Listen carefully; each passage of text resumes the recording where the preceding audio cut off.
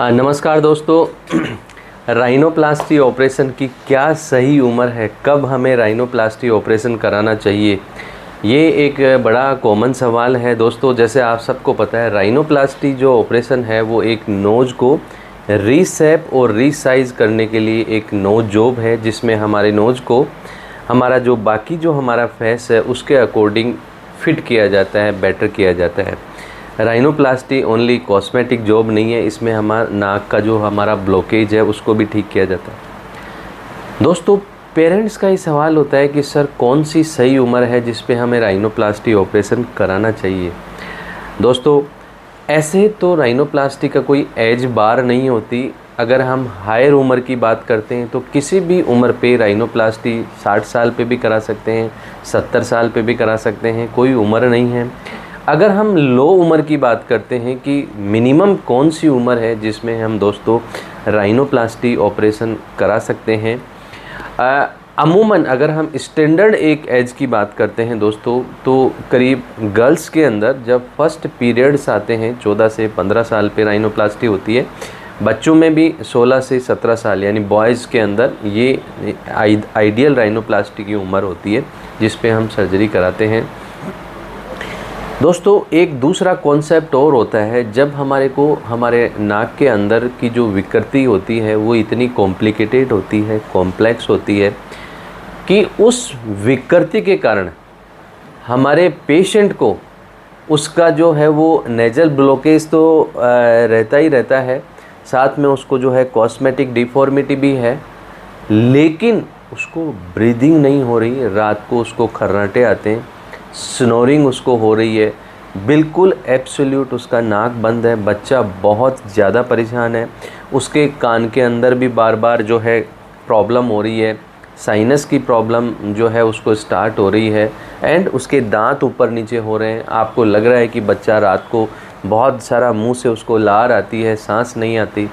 दोस्तों, अगर ऐसी प्रॉब्लम अगर नाक की विकृति के कारण होती है, कॉम्प्लेक्स डीएनएस की प्रॉब्लम बच्चे को है, तो हम जो ये रूटीन उम्र है उससे हट के भी राइनोप्लास्टी कर सकते हैं, जिसको हम पीडियाट्रिक राइनोप्लास्टी बोलते हैं।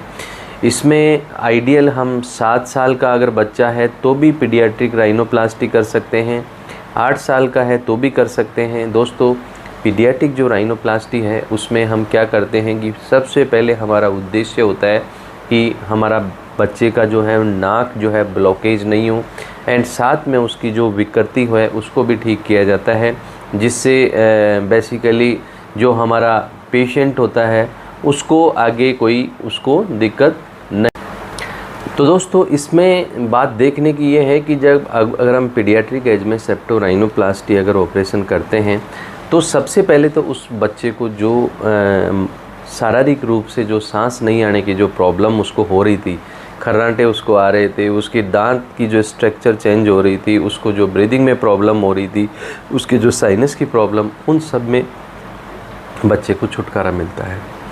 दूसरी बात दोस्तों इसमें ये होती है कि जो बच्चे की जब विकृति ठीक होती है तो उसका कॉन्फिडेंस डेवलप होता है। तो स्कूल में दूसरे उसके जो बराबर उम्र के बच्चे हैं उनसे उसको नीचा देखना पड़ता है, वो नहीं होता।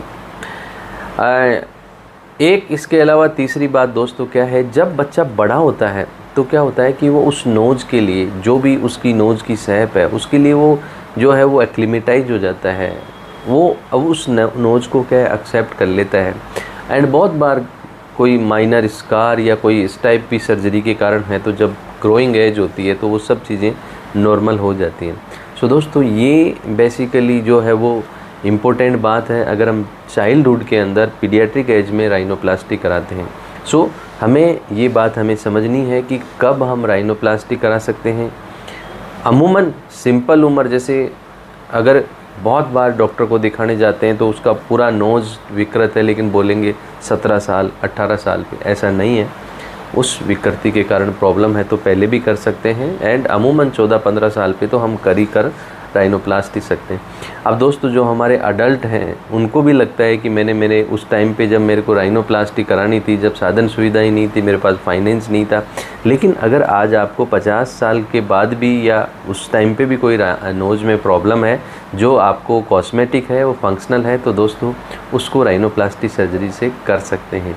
सो दोस्तों ये बड़ी इम्पोर्टेंट बात है कि क्या राइनोप्लास्टी की सही उम्र है। इसके बाद दोस्तों कल हम बात करेंगे कि राइनोप्लास्टी के क्या फ़ायदे हैं और क्या नुकसान है। Thank you.